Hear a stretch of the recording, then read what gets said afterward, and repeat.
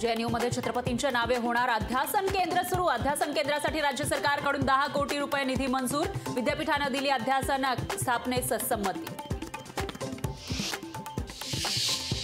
भाजप खासदार असलेल्या 23 जागांवर उमेदवार जाहीर करण्याची शक्यता। शिवसेनेची 22 जागा लढवण्याची भूमिका, तर राष्ट्रवादीचा 16 जागांसाठी आग्रह। केंद्रीय गृहमंत्री अमित शहा आज महाराष्ट्र दौऱ्यावर। रात्री मुंबईमध्ये महायुतीच्या जागा वाटपाबाबत बैठक घेणार। लोकसभा जागा वाटपावर आज निर्णय होण्याची शक्यता। लोकसभा निवडणुकीच्या पार्श्वभूमीवरती राष्ट्रवादीची मुंबईत आज बैठक। आगामी लोकसभेच्या पार्श्वभूमीवरती महाविकास आघाडीच्या युथ आघाडीकडून देखील ठिकठिकाणी सभा। निवासी डॉक्टरांच्या लढ्याला यश। सरकारकडून वेतनवाढी संदर्भातील GR अखेर जारी। वेतनामध्ये वाढ होण्यासाठी डॉक्टर होते संपावर। किमान 5 वर्ष शासकीय सेवेतील कर्मचाऱ्यांना मिळणार घर बांधणीसाठी अग्रिम रक्कम। घर बांधण्यासाठी 55 लाख ते 1 कोटी रुपयांपर्यंत अग्रिम देण्याचा राज्य सरकारचा निर्णय। राज्यात 17,000 जागांवर पोलिसांची भरती। मुंबईमध्ये 3,500 पोलीस पदं भरणार। भरती प्रक्रियेला होणार आजपासून सुरुवात। स्टेट बँकेचा 30 जूनपर्यंत मुदतवाढीसाठी सर्वोच्च न्यायालयात अर्ज। निवडणूक रोख्यांच्या तपशील निवडणूक आयोगाकडे सादर करण्यासाठी मुदतवाढीची मागणी।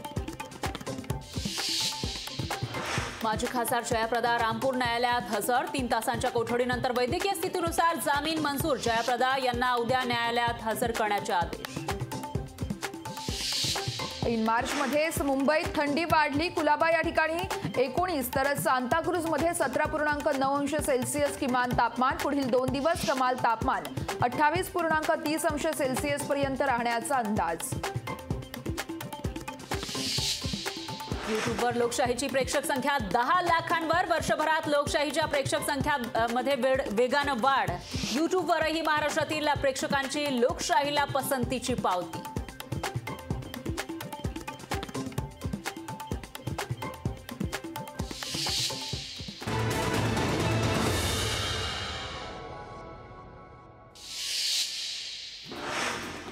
विद्यार्थ्यांची प्रगती ठरवण्याचे स्वरूप बदलणार। प्रगती पुस्तकामध्ये होणार विद्यार्थ्यांचा स्वयंमूल्यमापन। राष्ट्रीय शैक्षणिक संशोधन आणि प्रशिक्षण संस्थेने मांडली संकल्पना। प्रेमाचं उल्लंघन केल्याप्रकरणी ईडीकडून निरंजन हिरानंदानींची 10 तास चौकशी। प्रकरण 15 वर्ष जुनं असून आम्ही यंत्रणेला सहकार्य करतोय, यापुढे देखील करू, हिरानंदानी यांचं वक्तव्य।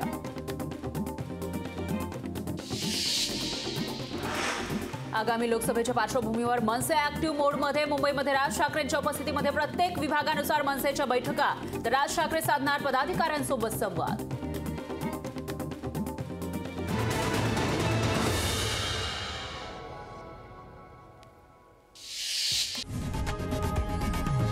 लोकशाही मराठी ऐका, पहा, जागरूक रहा।